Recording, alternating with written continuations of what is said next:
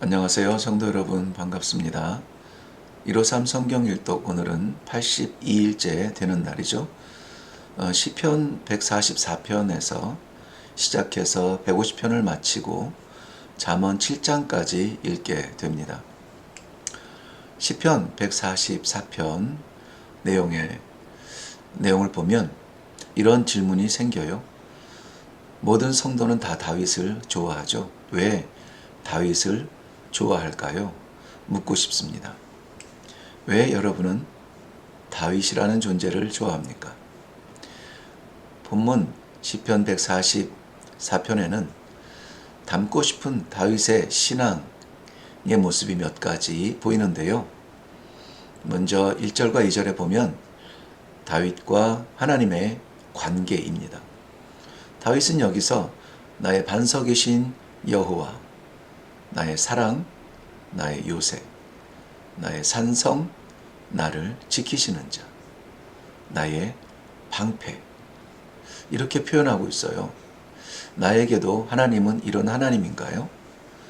아니면 그저 예배 드릴 때의 예배의 대상인가요? 이런 관계가 부럽지 않나요? 두 번째는 3절부터 11절인데 아무것도 아닌 것 같은 헛것 같은 나를 위해서 하늘을 가르시고 나타나셨죠. 그리고 원수의 칼에서, 원수의 손에서, 거짓의 입술에서 건져주시는 하나님. 역시 하나님과의 동행을 이야기하죠. 나를 건져주시는 하나님. 그리고 세 번째는 12절부터 15절 내용에 보면 가정의 진정한 복을 위하여 기도하고 있죠.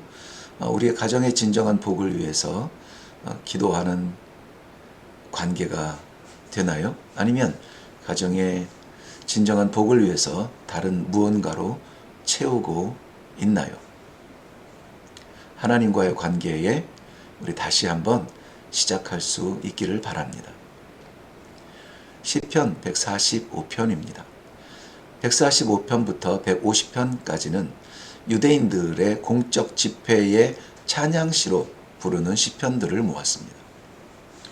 특별히 145편은 3절부터 보면 하나님의 크심과 전능하심을, 그리고 7절에 보면 그 은혜와 자비하심을, 8절에 보면 노하기를 더디하심과 인자하심을, 9절에는 만유를 선대하시며 긍휼을 베푸시는 하나님의 성품을 인정하며 찬송하는 송축시입니다. 기도 전에 암송하며 불렀던 이 노래는 18절에 가보면 진실하게 간구하는 모든 자에게 가까이 하시는도다, 이런 확신 있는 예배가 시작이 되겠죠. 가까이 한다. 그런 관계가 되기를 원한다고 했죠. 그렇다면 어떻게 해야 되나요? 간구하는 자, 즉 진실하게 간구하는 자, 진실한 간구. 우리 편으로 이해하지 말고 받으시는 하나님 편에서 과연 진실한 간구는 무엇인가 생각해 보면 우리는 하나님께 가까이 갈 수 있고 하나님은 우리에게 가까이 계시는 것을 느끼며 살 수가 있을 것입니다. 시편 146편입니다. 146편부터 마지막 5편의 시는 모두 할렐루야로 시작하고 할렐루야로 맺는 찬송시입니다. 마치 아름다운 메아리처럼 울리는 반복절들이죠. 5절에서 말하는 성도의 진정한 복은 하나님을 소망으로 두는 그런 사람이고, 또 하나님이 자기의 도움이신 자, 진정한 복이라 했습니다. 우리의 소망은 어디에 있고 그 소망을 이루는 우리의 도움은 무엇인가요? 시편 147편입니다. 찬양을 마땅한 일이라고 여기기까지 성도는 그 찬양의 당위성을 계속해서 묵상할 필요가 있습니다. 하나님의 능력은 하늘의 별들을 다스리시며, 다스린다는 것은 그 이름을 주셨기 때문이죠. 구름을 주관하사 비를 주시며, 이 비는 온 땅을 적시는 생명이시기 때문에 생명을 다스리는 거죠. 문빗장 경내를 붙드사 나라를 지키시며, 성문의 문빗장은 파수꾼이 아니라 하나님이 지키셔야 하죠. 자연을 명령 가운데 운행하십니다. 자연이 하나님의 명령 따라 운행되어질 때에 아름다운 자연이 됩니다. 거스를 때에 자연은 괴물이 되죠. 이런 권능으로 경외하는 자, 그 예배하는 자를 기뻐하십니다. 그리고 그 예배자들을 세우기 위하여 말씀을 주시죠. 이 말씀이 있으신가요? 누구라서 이 사랑을 받을까요? 시편 148편입니다. 존재하는 모든 만물의 찬양을 받기에 합당하신 하나님을 찬양합니다. 하늘의 천사들도 1월 성신도 자연과 바다도 지상의 모든 피조물과 모든 인간의 군상은 하나님을 찬양해야만 합니다. 당연히 시편 148편의 주제는 찬양입니다. 여기에 속하지 않은 것들은 무엇이라도 찬양하지 않아도 된다고 역설적으로 말하고 싶습니다. 하나님의 창조의 빛 아래 있는 모든 것, 나도 그 아래 있다면 여호와를 찬양할지어다. 시편 149편입니다. 새 노래로 부르는 찬양입니다. 사도 요한은 계시록 5장 9절과 계시록 14장 3절에 이 새 노래를 환상 가운데 천국에서의 노래로 들었습니다. 바로 새 하늘과 새 땅을 향한 새 소망의 마음이 아니면 부를 수 없는 노래가 새 노래입니다. 새 노래는 생명 노래죠. 생명 노래는 찬양이 있는 이 감격스러운 그러한 감동의 찬양입니다. 어떻게 우리의 염려와 두려움의 입술을 뚫고 그 노래를 부를 수 있을까요? 6절에 보면 그 손에 붙들고 있는 두 날 가진 칼, 계시록 1장 16절은 그의 입에 있는 좌우의 날선 검이라고 표현했는데요. 바로 하나님의 말씀으로 해석을 합니다. 하나님의 말씀이 있는 사람, 그 말씀에 순종하는 사람, 그런 사람이 부를 수 있는 노래가 새 노래입니다. 찬양의 시간에 찬양이 되어지지 않고 이 새 노래에 대한 감격이 없다면 빨리 청진기를 우리 심령에 대봐야 되겠죠. 그 찬양을 위해서 첫걸음은 순종이라는 것이죠. 그렇기 때문에 순종은 우리 믿음 생활의 결론은 아닙니다. 우리 믿음 생활에 주시는 말씀에 대한 시도인 것이죠. 오늘 이러한 시도가 우리 성도님들에게 있기를 바랍니다. 시편 150편입니다. 시편의 웅장한 클라이막스입니다. 할렐루야를 포함하면 6절의 이 짧은 본문에서 찬양할지어다 라는 명령이 13번이나 나옵니다. 다시 말씀드리면 시편의 결론은 찬양이죠. 성도의 결론도 찬양입니다. 말씀이 기회라면 기도가 능력이고, 기도가 능력이라면 찬양은 열매입니다. 말씀은 깨달음의 기회죠. 나는 나를 부르신 하나님을 향해 잘 가고 있는가, 늘 가보지 않은 길에 대한 미련으로 비틀거리고 있는가. 하나님의 말씀은 분명한 길을 보여주시며 걸을 수 있는 기회를 열어주시죠. 내 발의 등이요 내 길의 빛이니이다. 그러나 우리의 능력이 부족하여서 완수하기 어려운 사명을 날마다 받습니다. 그렇죠? 우리가 갈 수 있는 길이 아니죠. 성령의 도우심에 의지해야만 합니다. 기도는 성령의 도우심이 나타나는 자리입니다. 그럴 때 내가 아니라 성령의 사람, 즉 능력의 사람으로 살게 됩니다. 그러한 삶에는 반드시 열매라고 하는 결과가 나타나는데요. 그것이 바로 찬송이에요. 시편은 이 찬송의 열매를 하나님께 올려드리겠다는 충성의 노래입니다.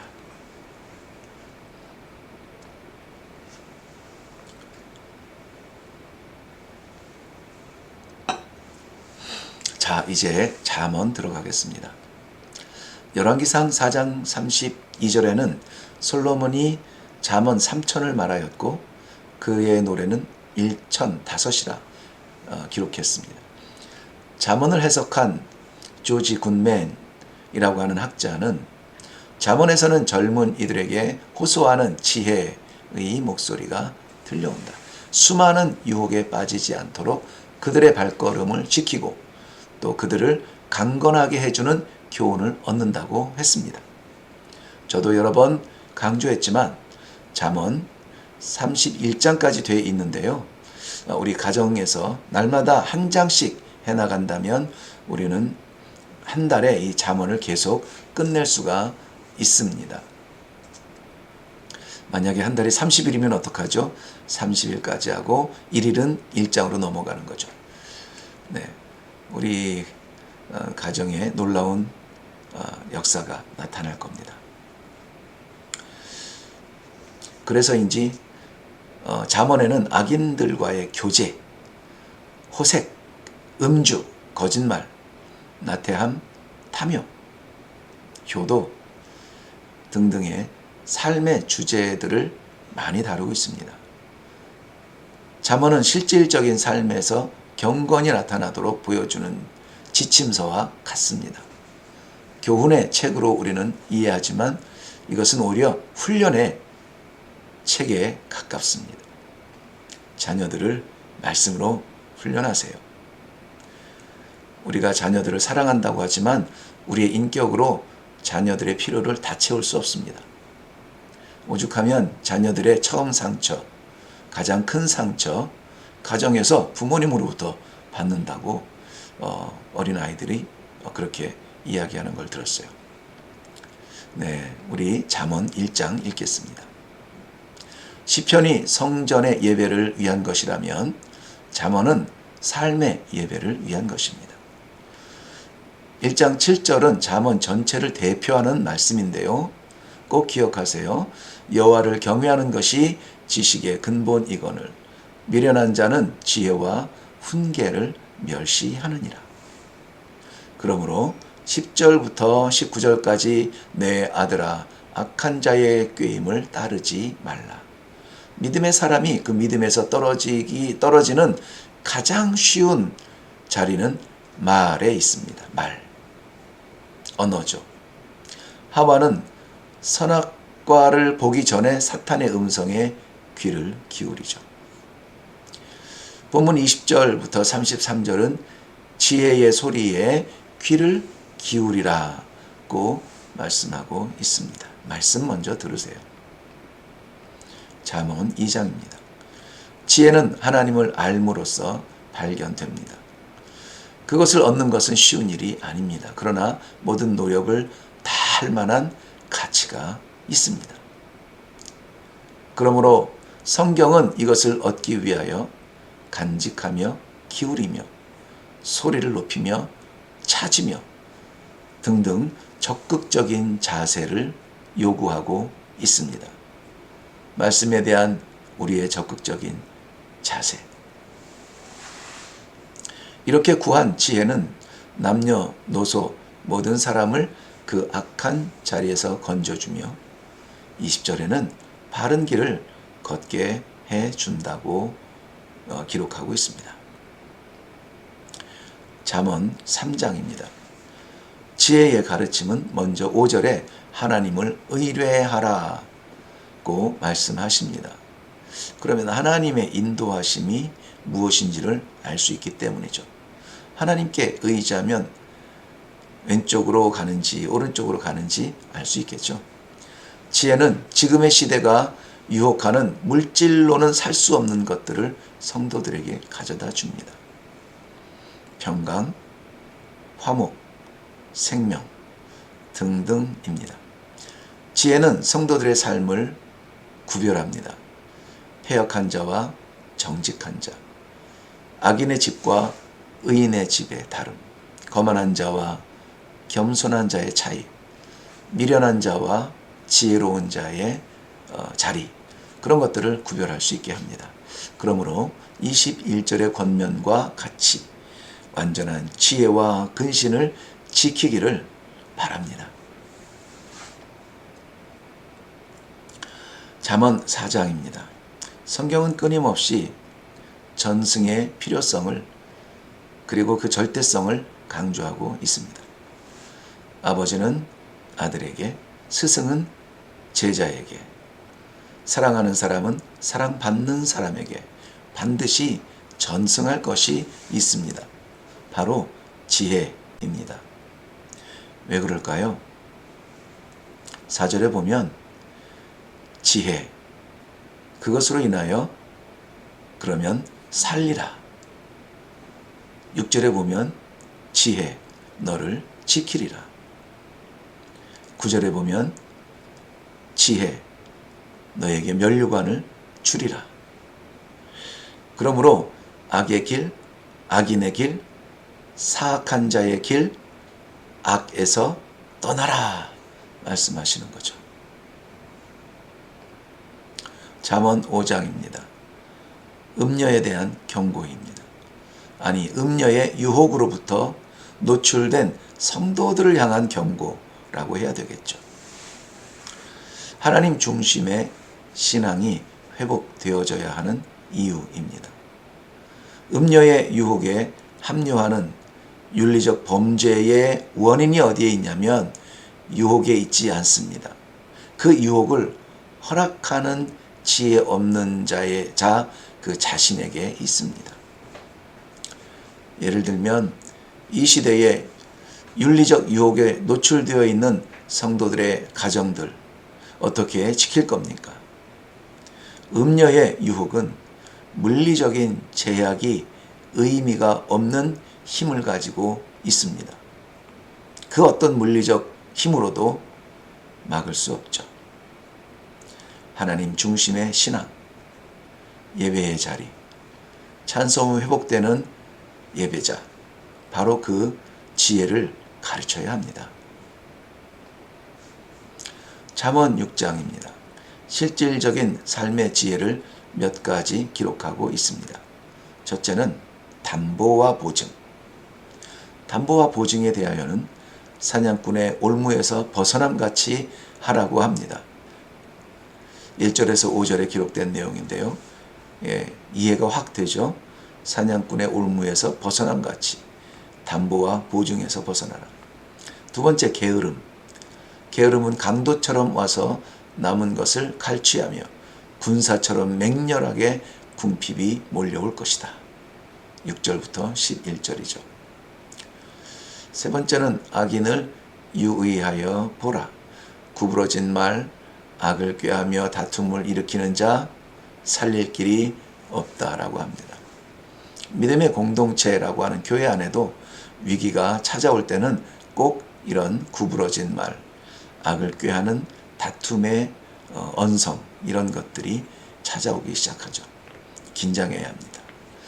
여호와께서 미워하시는 악인의 습성이 있다고 합니다. 한번 볼까요?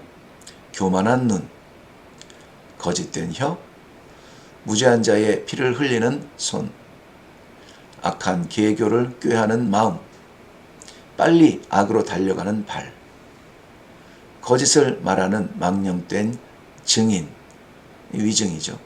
형제 사이를 이간하는 자. 이런 것들로 우리는 구별해야 되겠죠. 잠언은 실질적인 삶의 지혜라고 말씀드렸습니다. 잠언 7장입니다. 하나님의 계명을 철저하게 지켜야 되는 이유가 있습니다. 5절에 보면 음녀에게서 지킬 수 있는 힘이 되기 때문입니다. 6절부터 23절은 한 편의 저질 드라마를 보는 듯 상세히 기록된 악녀의 유혹, 그리고 어리석은 자의 넘어짐이 짧은 드라마처럼 기록되어져 있습니다. 심지어 남편이 있는 파렴치한 여인의 유혹, 가모니서를 이기지 못하는 어리석은 자, 지혜 없는 자입니다. 지혜의 왕이라던 솔로몬 역시 이 문제에서 약점을 가지고 있을 만큼 위기에 덧치기도 합니다. 결국 그렇게 들어온 여인들을 내가 누릴 줄 알았는데 천만에요.